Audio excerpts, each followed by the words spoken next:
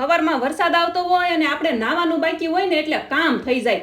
ફિલ્ટરના પાણીથી નાઈ નાખ્યા હોય ને એવું લાગે.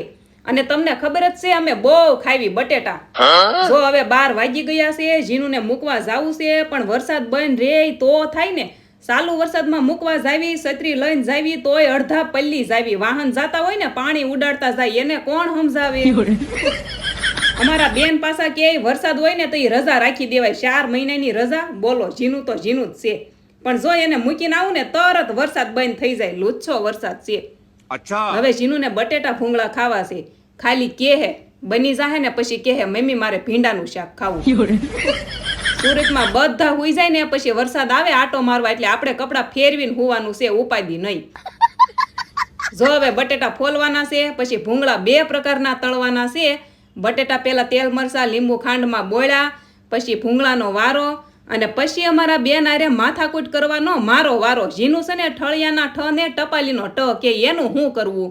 શાબાશ! ખાસ કમેન્ટમાં કહેજો તમે નાના હતા તે તમારા મમ્મીને માથાકૂટ થાતી કે કેમ? તો મળીએ નેક્સ્ટ વિડીયોમાં. જય દ્વારકાધીશ. Like share subscribe.